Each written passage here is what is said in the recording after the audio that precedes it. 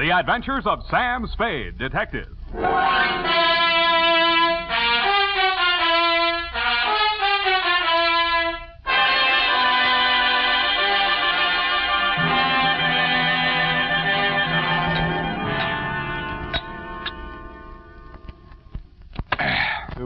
Thelma Darling. Last name, Sam? Roger. Thelma Roger. Darling. I only asked, Sam. Let's get on with it. Yes, Sam, I'm sorry. From Samuel Spade, license number 1375596. Subject? Subject, the Quarter Eagle caper. Dear Thelma Darling. Sam. Yes, Eph? Isn't that redundant? Again? The salutation, Sam. Shouldn't it be Dear Thelma or Thelma Darling, but not both? Now, get this, Eph. It's real deep. Her name is Thelma Darling. I have that, dear. Thelma Roger. Darling, it's a name. Her father was a darling before her. Oh, really, Sam? Can't you take a joke? On the egg type, you should taste the label, grade AA, fresh. Dear Thelma Darling, I'm stubborn. Not all of this will be news to you. The part that is will be bad news. The start of it was not a quarter eagle, but a bald eagle. He swooped in through the door of my office, landed in front of my desk, perched on the edge of a chair, and said... My name is Eagle, Mr. Spade. Junius J. Eagle. My card. Uh-huh. Eagle Vending Machine Company. Huh? They call me the Gumball King. I'm proud of it. Care to join me in a ball, sir? Not while I'm on duty. Ah, that's very good. Our new avocado flavor. Yes, I've kept the Bay Area chewing for 20 years. And I will not be swerved from my purpose. Bully. I intend to fight them tooth and nail. Hammer and tongs. To the last ditch.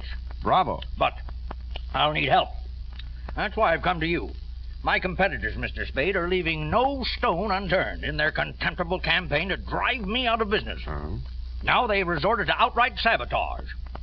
In short, they have hired hoodlums to destroy my gumball machines. They've already smashed 11, and they won't be content until they've demolished my entire equipment. Sounds like a police case to me, Mr. Eagle. No, I've been to the police. No, they don't understand my problem. Gave me a lot of double talk about juvenile delinquents. Ha, my foot. Cutthroat competition. You're sure of that? Well, what would you think? If theft were their motive, they most certainly would steal the pennies from the machines, but what do they take? My gumballs. And why do they do that? I'll buy it. Oh, well, by all means. Oh, here, try this. It's our bestseller in Chinatown. We call it Subgum. Better not. I have to drive later. No, you don't. Now, I had the foresight to buy up a 3-year supply of chewing gum at non-inflation prices. So I see. Well, you can see with what thoroughness they encompass my ruination. They are not only smashing my machines, they're making off with my gum. And you want me to try and stop them? No, I do not. No. I want you to catch them in the act and find out who is paying them. Well, okay, Mr. Eagle. I'll see what I can do. Good. Now, in this envelope is a list of my machines and their exact locations, together with a check for your retainer. Thank you, Mr. Eagle. I'll keep in touch with you.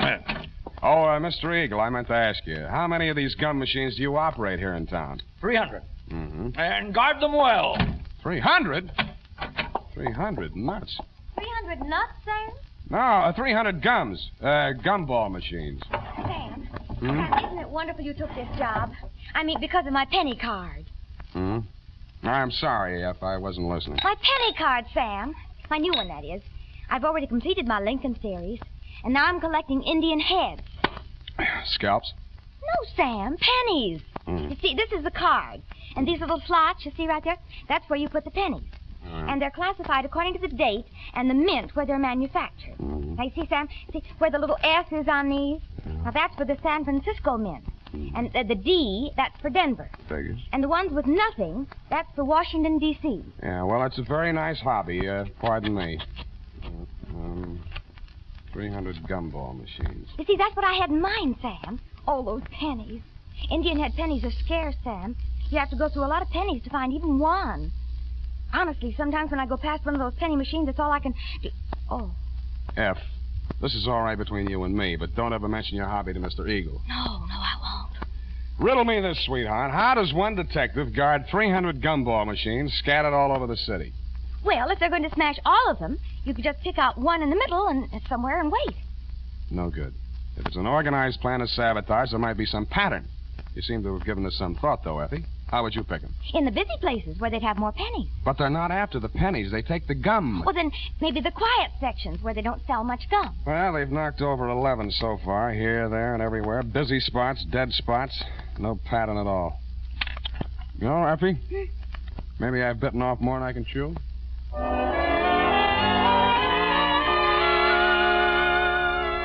I wasn't sold on Mr. Eagle's theory that the caper was organized sabotage, but I decided to test it out anyway. I learned the operation did follow a pattern, unless it was coincidence that the 11 machines knocked over the previous night were the same 11 machines that had been refilled that afternoon. I checked with the Eagle Company's maintenance man and learned that only 5 had been refilled today. I picked the one that looked like the easiest to knock over. It was the one in the doorway of a darkened loft building near the Siemens Hiring Hall on Drum Street. At 9 in the p.m., I strolled down there. The block was deserted. I took a plant in the adjacent doorway and talked to myself until just before midnight. Then I shut up. My heart skipped a beat as she passed under the light. Red hair. My secretary? Then I noticed how she was dressed. Not on the salary I pay her. She paused before the gum machine, opened a large handbag, stripped off her long black gloves, dropped them in her purse, and took out a small Boy Scout-type hatchet.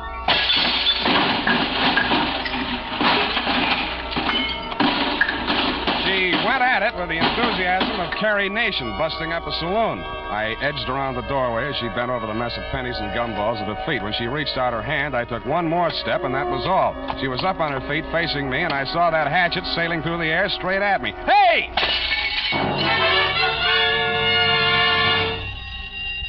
Now see what you've done. Yeah, I'm sorry. I won't let it happen again, I hope. Well, don't just stand there. Let's get out of here. That noise, it'll bring the police down on us. Yeah, you're right. No, not that way. The alley. And that's how I met you, Thelma, darling. Pausing only to pick up an Indian head penny for luck, I escorted you through the alley to Washington, up Washington to Salon, jogged through Front Street, and followed that to Market, where we entered the Happy Hour Bar and Grill by way of the kitchen. You proceeded unfalteringly to the darkest booth. We sat down and caught our breath. You ordered a pirate's dream. By the way, I did get that recipe. Lime juice, grenadine, passion fruit, a sprig of mint, and 6 jiggers of rum. After 2 swallows, I heard myself saying, now aren't you ashamed of yourself? But, Sam, why should I be? After what I've been through, I think I deserve a drink. I didn't mean that. I meant throwing that hatchet at me. I thought you were Merle. Who's Merle? Why, he works for Mr. Chislehurst. Yeah, that figures. Now tell me who Mr. Chislehurst is. Not who he works for, just who he is. He was acting as my agent for the sale of the pearl. Well, Natch. Look, please, don't make me say what pearl. It's called the Black Pearl of Galila Bay. My brother brought it back from the South Pacific when he was in the war. Oh, yes. When he went to prison, he gave it to me to keep for him. Uh-huh. So you decided to sell it? I had no choice.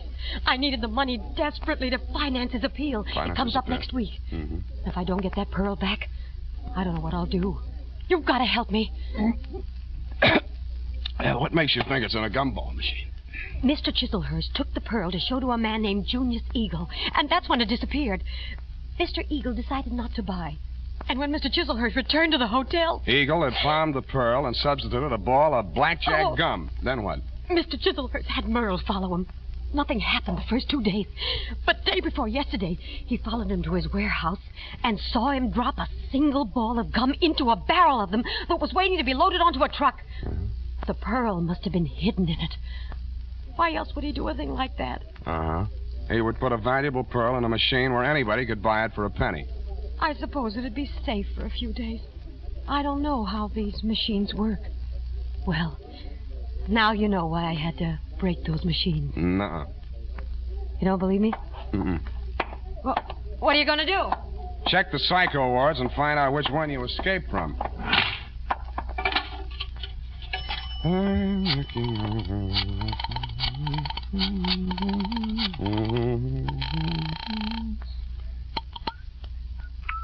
Hello?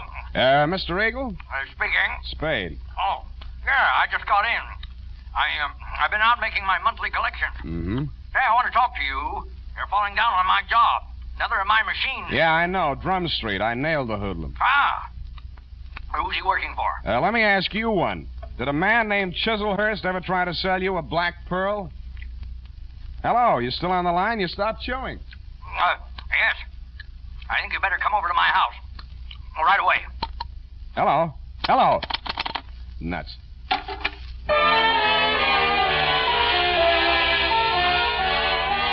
When I came out of the phone booth, I wasn't surprised to find that you had flown the coop, darling, if I may call you by your last name. But I was surprised at what I found at my client's house.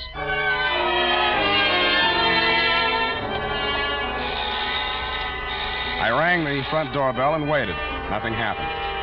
Then, through the glass door, I saw a man rush out on the landing at the top of the stairs. He half ran, half stumbled down the long flight to the entrance hall, yanked open the door, and tried to shove past me. I grabbed him.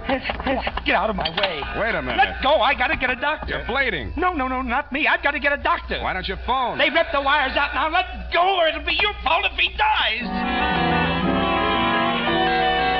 I memorized his mug, lifted his wallet as we unclinched, and let him go. On the way upstairs, I checked his ID cards. Higgins, Morris L., employer, Eagle Vending Machine Company, occupation, maintenance supervisor. On the floor of a room at the top of the stairs was quite a sight. The floor of the room was covered almost completely with pennies. In the middle of it, sprawled forward like a miser who had been attacked while counting his hoard, was Junius J. Eagle. The wound in the back of his neck could have been caused by a small hatchet. There was a bookkeeper's account sheet open across the desk, and scrawled across the neat rows of figures there were 3 words: Spade, Quarter, and Eagle.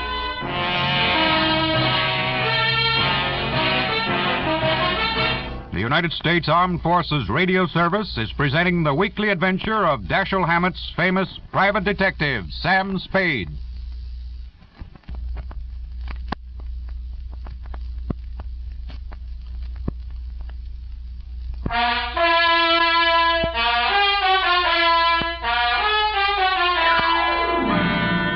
And now, back to the Quarter Eagle Caper. Tonight's adventure with Sam Spade.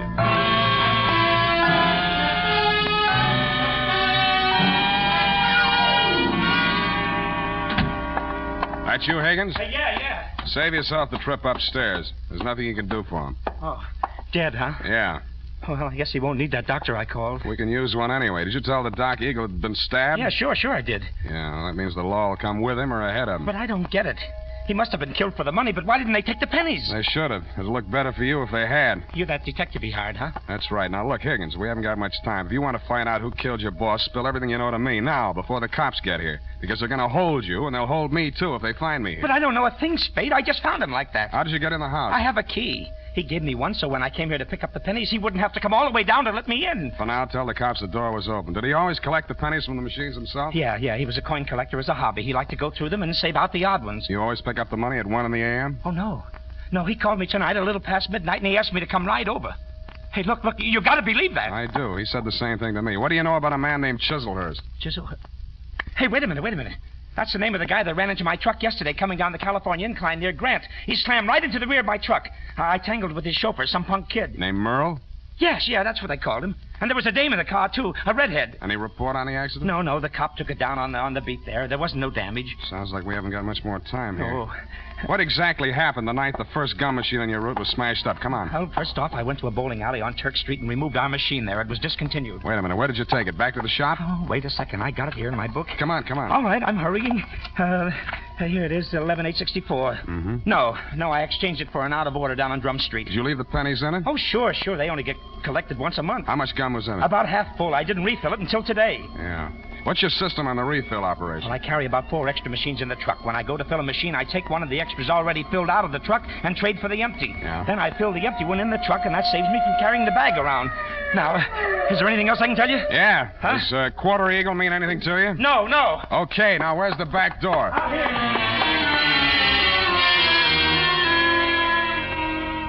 That Quarter Eagle. What was it? Was it a wrestling hole like the Half Nelson? I thought of asking Effie, but I was afraid she'd know.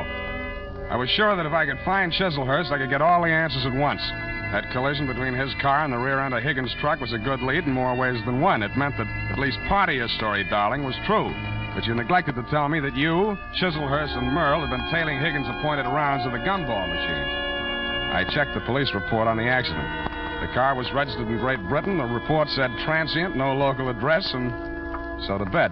I dreamed it was next Thanksgiving, and I was eating a roasted quarter eagle. Then it turned into crow.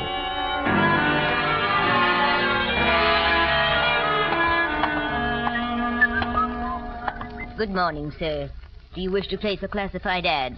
Good morning to you, madam. Indeed, I do. Kindly write it on this blank. Kindly read it off this blank. Well, Quarter Eagle. Interested parties apply Sam Spade. Sutter 37596. That's right. That's 9 words, sir. I'll have to charge you for 3 lines anyway. Is there anything you'd like to add? Yes, but it's not fit to print.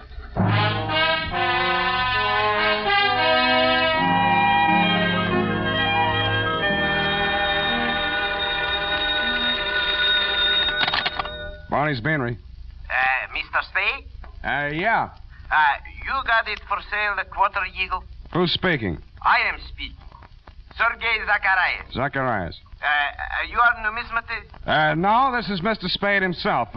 Look, I'd like to talk to you personally. Where can I reach you? Oh, I am by my shop, 2 doors from Belvedere Coffee Shop on O'Farrell Street. Okay, Mr. Zacharias, I'll be right over.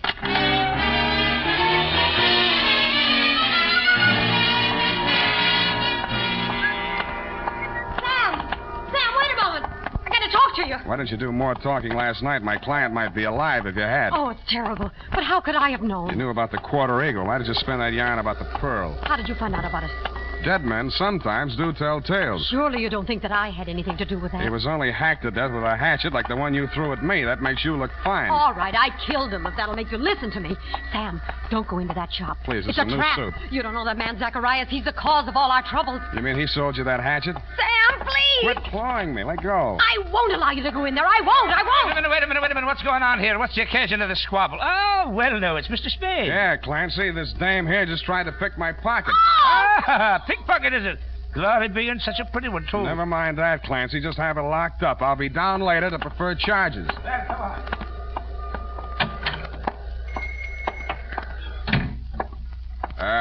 Hello? Anybody home? Okay, chums. Just keep on walking. Straight through the back room. One move and I rip you wide open. Yeah, you better not, Merle. Your boss might not like that. Smart guy. Knows everybody's name. Ah, my dear sir. A most propitious meeting. You've brought the Quarter Eagle? Where's Zacharias? He's resting at the moment in yonder closet. Oh, no, not dead. Merely under restraint. Bound and gagged. A necessary precaution. Well, shall we talk turkey, or rather, eagle? Tell your punk to take that knife out of my ribs. Who's a punk? Now, Merle. There's been quite enough violence. Check. I think I'll take that knife. Leave it there. Now, sit down. Merle. Oh, headstrong boy. Now, as to the Quarter Eagle. I'm willing to pay a reasonable reward for its recovery. But first I must tell you that Miss Darling, for whom I'm acting as agent for the sale of the coin, is indeed the legal owner, despite anything Mr. Zacharias may have told you to the contrary. What would you say to $500? I would say no dice.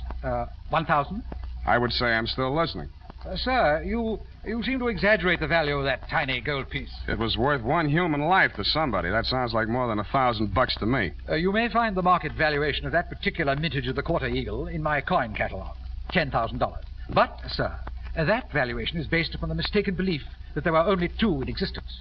It was while rummaging in her grandmother's attic that Miss Darling came upon a third. When she brought it to me, I could scarcely credit it. It was matter of official record that 2 specimens had been stamped out when the die broke. And then it came to me. There must have been a third. Namely, the coin which was in that rude stamping press when the die broke. Closer examination of the Quarter Eagle, now in your possession, revealed certain markings. Yeah. Some defective feathers in the war bonnet on the obverse. And a cleavage in the numeral 4 of the date, 1841. Yeah, all right. So how much is it worth? Well, as I say, the price last paid was $10,000. I think we may safely assume it would bring several times that amount in today's market. But only, mind you, if but 2 specimens, not 3, are in existence. So you decided it would be more profitable to clam up about it and see what the owners of the other 2 coins would pay to keep this one off the market. Precisely, sir. How did it get in that gum machine? Therein lies the tale. Keep it short, will you? I'm getting hungry. Well, sir, I brought the quarter eagle from Mr. Zacharias. Yeah. Who was acting as agent for the owner of the other 2 coins. An Australian sheep herder, I believe. Retired now. Yes, I'm glad. Well, not to put too fine a point on it, Mr. Zacharias' offer was so poor that I took umbrage. Oh, you didn't? I gave him a caning and left the premises. Really? But I'd gone no farther than half a league up Turk Street when I became aware that 2 ruffians were skulking at my heels. No. Sent, I had no doubt, by Mr. Zacharias to rob me of the quarter eagle. Egad, sir. Precisely. Knowing full well that they would not dare to strike in a populous, well-lighted resort, yes. I entered a bowling alley at the corner of Hyde Street. No pun intended. Thank you for that, sir. But there upon the wall I spied a penny vending machine, and the word eagle caught my eye. Association of ideas, no doubt. No doubt. But that, sir, is how I came to put the quarter eagle into Mr. Eagle's gum machine. Yes, I think I can take it from there. When you went back, the machine had been taken out by the Eagle Company's maintenance man, right? Not quite. I caught him in the very act of removing the machine and followed him out of the building. Yeah, but then you lost track of the machine. I found out why. Never mind that now. What I want to know is who followed Mr. Eagle home the night he was killed? I'd rather not say. Then all bids are off. One moment, Mr. Spade. Yeah? Am I to infer that your price for the quarter eagle necessarily includes bringing the murderer to justice? Just that, Mr. Chislehurst. Well, I suppose there's nothing for it but to make the supreme sacrifice. Merle. Me? You double-crossing pig? Now, Merle, you know perfectly well you did away with poor Mr. Eagle. Shut up. I'll cut you to pieces. Gross insubordination. You deliberately exceeded your instructions. I wanted you to apply only sufficient violence to recover the coin. Instead, you seized the opportunity to satisfy your nauseating bloodlust. Really, Merle? Cut you to pieces. I'll cut you to pieces. All right, drop the shiv, Merle. Nice happy punk. Egad, that was a near thing, sir. The base ingratitude of that boy. Oh, well, what's done is done. When may I expect delivery of the quarter eagle?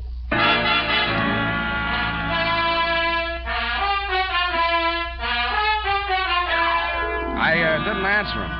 To cover my embarrassment, I gagged him, manacled him to Merle, and delivered the package marked 1 murderer, 1 accessory to the dumbfounded minions of the law. And that, Thelma, darling, I regret to inform you, is still the crop. After I'd sprung you from the pokey, I got hold of Higgins, and we went through every coin out of every Eagle gumball machine in the city of San Francisco. It couldn't happen, but it did. Your quarter eagle is, shall we say, no place, period, end of report. Sam, I'm disappointed in you. Well, so am I, sweetheart. But I'll forgive you if you found even 1 Indian head penny from my penny card. Yeah, just 1 from that machine on Drum Street. Oh, Sam. There you are, sweetheart. Oh, thank you. And it's an old one. No older than I feel. Go type that up.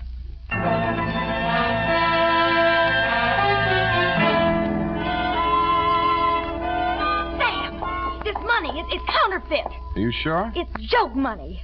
It says $2.50. You see where it should say 1 cent? $2.50. Let me see that. $2.50. If an eagle is a $10 gold piece, what is a $2.50 gold piece? Oh, now, let me see. $5 would be half. Sam. Right. A quarter eagle. Yep, that's just dirt on it, see? It's gold, really. Oh, look at it shine. Like the stars in your eyes, sweetheart. Oh, you darling. Good night, Sam. Good night, sweetheart.